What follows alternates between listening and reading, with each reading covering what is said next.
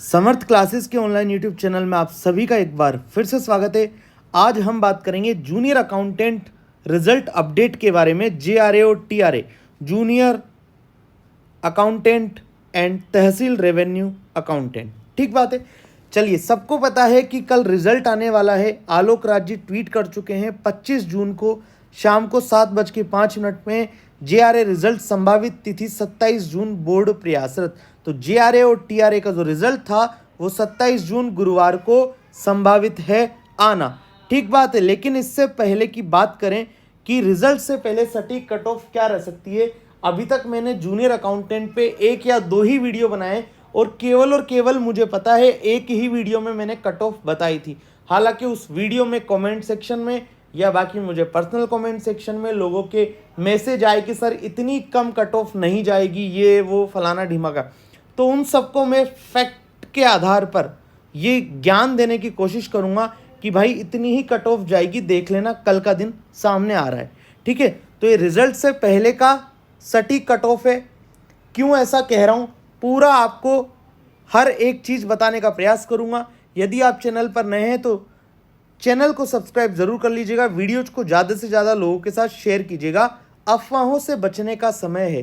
हालांकि कई बच्चे बोलेंगे सर एक दिन का ही तो टाइम है, अब अफवाहों से बचने वाली बात तो है ही नहीं। लेकिन हाँ, अगर कोई गलत बोल रहा है तो उसको बताना जरूर है कि हाँ ऐसा होगा फैक्ट के आधार पर। तो उसी मुद्दे पर हम बात करने के लिए आज यहाँ पे आए हुए हैं। चलिए, तो राजस्थान कर्मचारी चयन बोर्ड ने 20 जून 2023 को विज्ञप्ति निकाली थी कनिष्ठ लेखाकार और तहसील राजस्व लेखाकार की। इसका जो एग्ज़ाम हुआ था वो हुआ था सीईटी ग्रेजुएट लेवल पे बेस्ड। मतलब सीईटी ग्रेजुएट लेवल को जिन्होंने क्वालिफाई किया था 15 टाइम्स लोगों ने, उनको इसमें शामिल किया गया था। ठीक है। तो देखो, जेआरए की जो पोस्ट थी वो टोटल पोस्ट थी 5190। ठीक है। और टीआरए की जो पोस्ट थी वो टोटल थी 198। जीआरए में 4911 पोस्ट तो थी नॉन टीएसपी एरिया में, 279 थी टीएसपी एरिया में। टीआरए की बात करूँ तो 170 थी नॉन टीएसपी में, 28 टीएसपी में, टोटल थी 198। इसका मतलब कुल मिला के बात करें जेआरए और TRE number of total post तो वो आ जाती है 5388। इसका मतलब ये जो आपका विज्ञप्ति थी, नोटिफिकेशन था, ये 5388 पोस्ट के लिए निकला था। ये बात आपको क्लियर होगी। इसमें नॉन टीएसपी प्लस टीएसपी दोनों शामिल है, जेआरए टीआरए दोनों शामिल है। जेआरए के इसमें पद हैं टोटल 5190 और टीआरए के पद हैं मात्र 198। ठीक है। चलिए पूरी बात करेंगे, आगे बढ़ते हैं। अब देखो, अब ये बात हमको ध्यान से समझनी होगी कि इसका जो स्कीम थी, परीक्षा थी, इसका जो सिलेबस था, एग्जाम पैटर्न था, इसके 2 पेपर थे, फर्स्ट पेपर और सेकंड पेपर। ठीक बात है। फर्स्ट पेपर का जो सिलेबस था वो लगभग आपका जो सीईटी ग्रेजुएट लेवल का लगभग वही आपका सिलेबस था।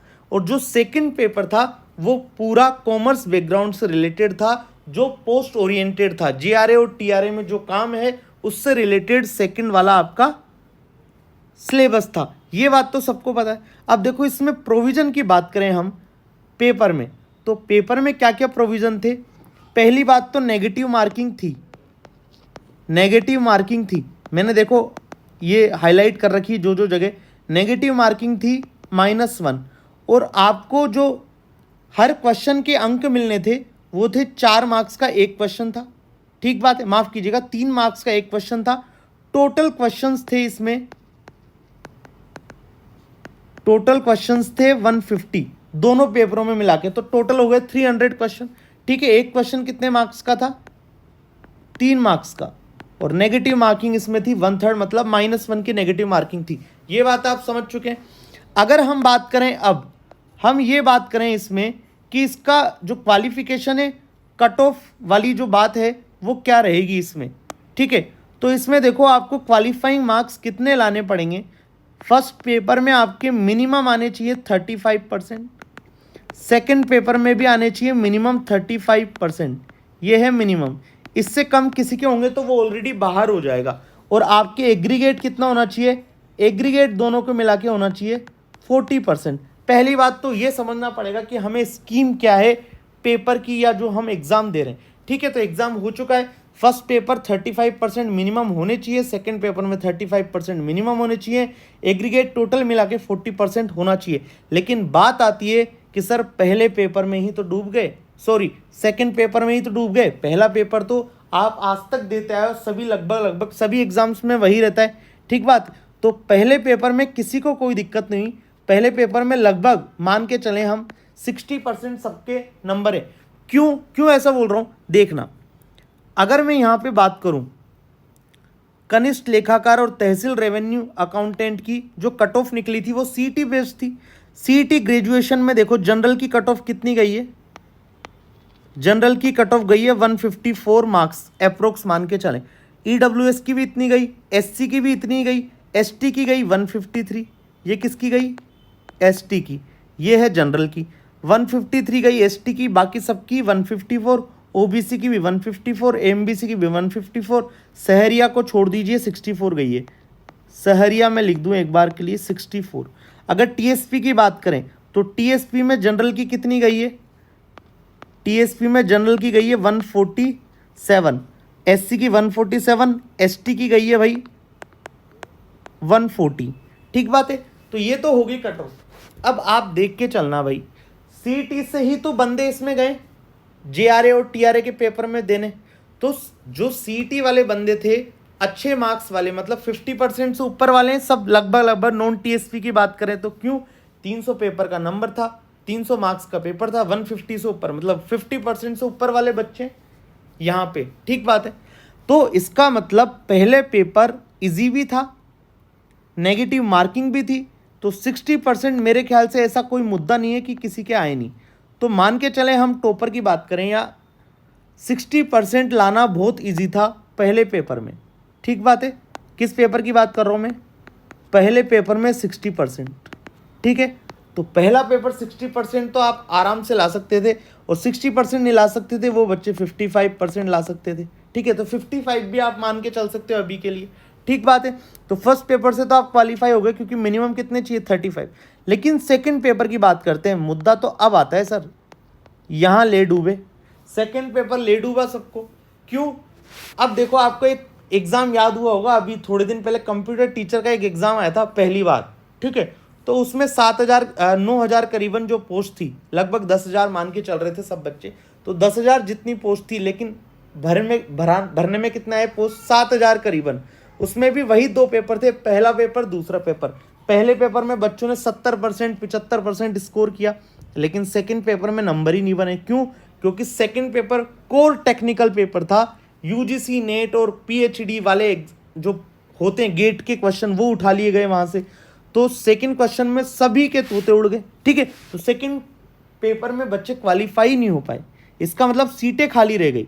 तो इसका मतलब उस वाले पेपर को देखें तो मिनिमम जो क्राइटेरिया था क्वालिफाई करने का, जिसके वो भी आ गए, वो भी उसमें पास हो गया था, इसलिए वहाँ पे सीटें खाली रह गई थी, ठीक है। 1 टाइम भी नहीं मिल पाए, जबकि डीवी के लिए 2 टाइम्स लेने पड़ते हैं, तो वहाँ पे 1 टाइम भी नहीं मिल पाए।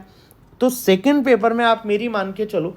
और एक और मुद्दा जो होने वाला है वो क्या, देखो पहले पेपर में 67,705 अटेंडेंस थी, मतलब 67,705 बच्चों ने एग्ज़ाम दिया।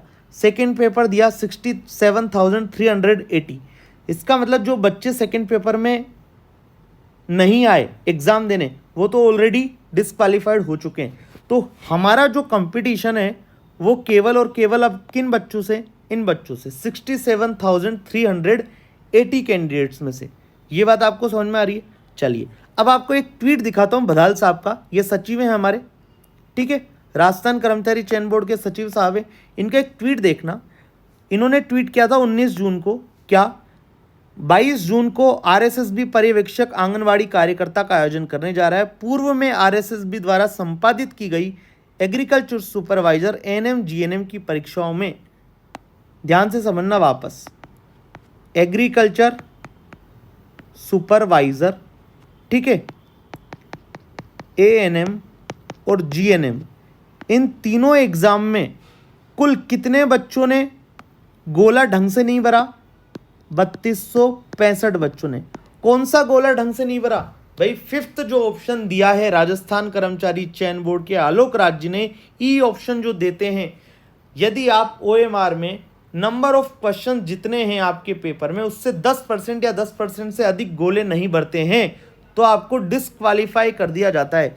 तो 3265 बच्चे तो केवल और केवल इसलिए अयोग्य घोषित हो गए क्योंकि उन्होंने डार्क सर्कल नहीं किया था। तो आप ये बात ध्यान रखना, आपका जो पेपर है ये कौन सा, JRA और TRA का जो पेपर है, JRA प्लस TRA का जो पेपर है उसमें 2 पेपर हैं, फर्स्ट पेपर सेकंड पेपर।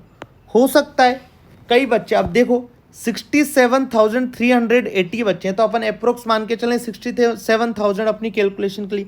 तो 67,000 में से आप कितने मानते हो, 2 से 3,000 बच्चे, ये कम से कम मैं बता रहा हूँ आपको, जिन्होंने यहाँ पे डार्क सर्कल नहीं किया होगा, जिन्होंने डार्क सर्कल की जिनके साथ प्रॉब्लम आई, फिफ्थ ऑप्शन नहीं भरा। सेकंड पेपर में कम मान सकते हो क्योंकि सेकंड पेपर क्या था, कंसेप्चुअल, आपको कंसेप्ट आता है तो आप फटाफट से कर सकते थे। तो सेकंड में भी आप मान के चलो लगभग 2,000 के आसपास डार्क सर्किल वाले, ठीक है। तो ये तो ऑलरेडी बाहर हो रहे हैं। अब हो सकता है कुछ लोग फर्स्ट और सेकंड में कॉमन हो, कुछ लोग फर्स्ट में अलग हो जिन्होंने फर्स्ट में नहीं किया हो, कुछ लोग ने केवल और केवल सेकंड में नहीं किया हो, लेकिन किसी भी एक पेपर में आप बाहर हो गए तो ऑलरेडी आप पूरी एग्जाम से वे बाहर हो चुके हैं, ठीक बात है। तो ये जो पहला पेपर का जो कट ऑफ बताई मैंने लगभग 55% से 60%, लेकिन सेकंड पेपर में 35% मिनिमम क्राइटेरिया है, 35% मिनिमम क्वालिफिकेशन है। आप मान के चलिए जो बच्चा 40-42% ला रहा है वो भी इसमें क्या हो जाएगा, पास हो जाएगा। मतलब आपका जो सिलेक्शन है वो केवल और केवल कौन सा पेपर कराने वाला है, सेकंड पेपर। आपका जो सिलेक्शन कराएगा JRA और TRA में, JRA प्लस TRA, आपका सिलेक्शन में जो भूमिका निभाएगा वो निभाएगा सेकंड पेपर, ठीक बात है। तो सेकंड पेपर में जिस बच्चे के भी 40% के आसपास आ गए वो बच्चा क्या है, पक्का बाजी मार लेगा। यदि उसके पहले पेपर में 35% से ज़्यादा गए, पहले पेपर में तो 35 क्या, बच्चों के 55-60% आराम से आ रहे हैं, मैं आपको बता के चल रहा हूँ, ठीक है।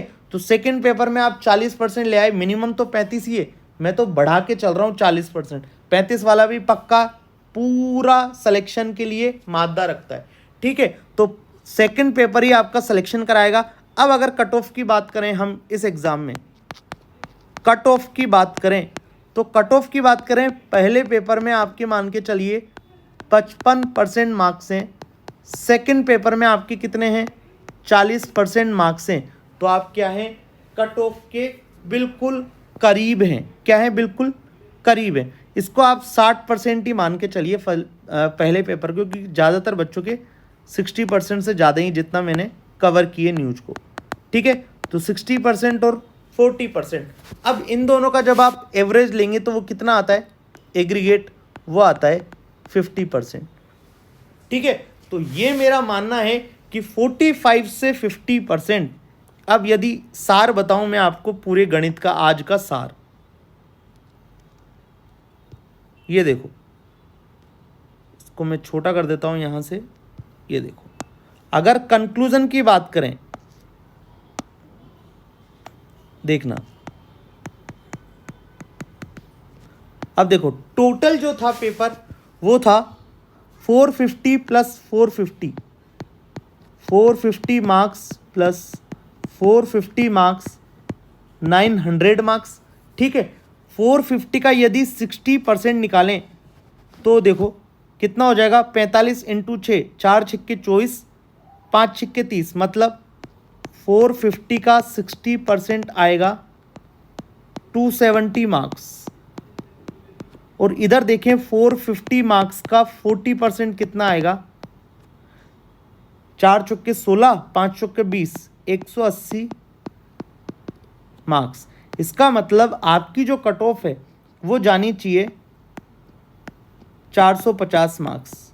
और बिल्कुल सही बात है, 900 मार्क्स का 50%, 450 आधा ही तो होगा। और यहाँ मैं ऑलरेडी बता चुका हूँ आपको कट ऑफ कितनी, 50%, ठीक बात है। तो 450 मार्क्स आपकी कट ऑफ रहेगी जनरल कैटेगरी की, जनरल कैटेगरी की कट ऑफ। देखना।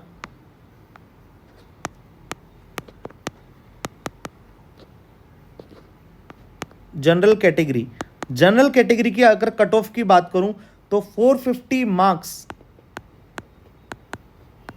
प्लस माइनस 20 मार्क्स, ये आप मान के चलिए इतना एरर रहता है, ये कट ऑफ रहेगी मेरे ख्याल से, और यही आपकी 100% कट ऑफ रहने वाली है। 450 मार्क्स के आसपास वाले जितने भी बच्चे हैं वो फाइनल सिलेक्शन के लिए सेफ हैं। किसकी बात कर रहा हूँ मैं यहाँ पे? Final selection.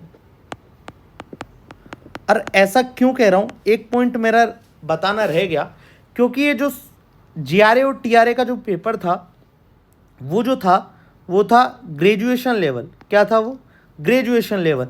अब ग्रेजुएशन तो हो सकता है ना, जैसे ज़्यादातर बच्चे क्या हैं, एक चलता नहीं था अभी थोड़े दिन पहले कि राजस्थान के जयपुर में यदि तुम भाटा उठा के फेंकोगे ना तो किसके जाके लगेगा?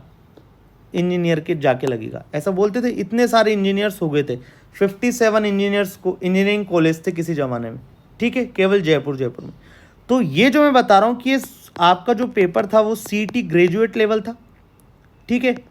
अब हो सकता है किसी ने बीसीए किया हो, ठीक बात है, हो सकता है किसी ने बीकॉम किया हो, बीकॉम किया है वो फ़ायदे में, किसी ने बीटेक किए, इंजीनियरिंग किए, बीटेक किए, तो ये फ़ायदे में नहीं है। क्यों? क्योंकि सेकंड पेपर जो है वो पूरा कॉमर्स बेस्ड था, ठीक बात है। तो केवल और केवल वो तो पहले पेपर में ही अर्जित कर पाए नंबर, सेकंड पेपर में अर्जित नहीं कर पाए। तो केवल और केवल कॉमर्स ओरिएंटेड जो ग्रेजुएशन थी जिन बच्चों की, वही उसमें ज़्यादा अच्छा मार्क्स कर पाए। ये बात आपको क्लियर हो रही है? क्यों? क्योंकि ये कट ऑफ जो थी ग्रेजुएशन की 154 से ऊपर जितने बच्चे थे नॉन टीएसपी में जनरल के, वो सब क्या थे? क्वालिफाई। अब कोई हो सकता है वो बीकॉम वाला हो, कोई हो सकता है बैचलर ऑफ आर्ट्स वाला हो, कोई हो सकता है बैचलर ऑफ टेक्नोलॉजी वाला हो, ठीक बात है। तो खूब सारी स्ट्रीम है, केवल और केवल जो कॉमर्स बैकग्राउंड के उन्हीं को इसमें फ़ायदा मिलेगा।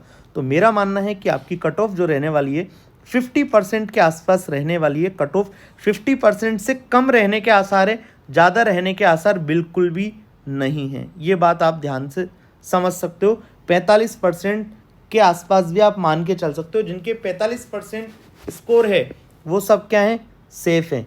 किस एग्ज़ाम की बात कर रहा हूँ? जीआरए टीआरए की। तो ये मेरा कंक्लूजन है। एग्ज़ाम से पहले, एग्ज़ाम रिजल्ट से पहले ज़्यादा से ज़्यादा दबा के वीडियोज़ को शेयर कीजिए, लाइक कीजिए। यदि आप चैनल पर नए हैं तो चैनल को सब्सक्राइब करना ना भूलें। वीडियोज़ को ज़्यादा से ज़्यादा शेयर और लाइक तो करना ही है, ठीक बात है। अफवाहों से बचने का ये सही समय बिल्कुल फैक्ट के साथ आपको बताया गया है। उम्मीद है आप सभी का सिलेक्शन होगा। कल हम आपको रिजल्ट के साथ मिलेंगे। उम्मीद है आप सबका सिलेक्शन हो, ठीक है। तो मिलते हैं नेक्स्ट लेक्चर में, तब तक अपना ख्याल रखिए। Bye bye, take care.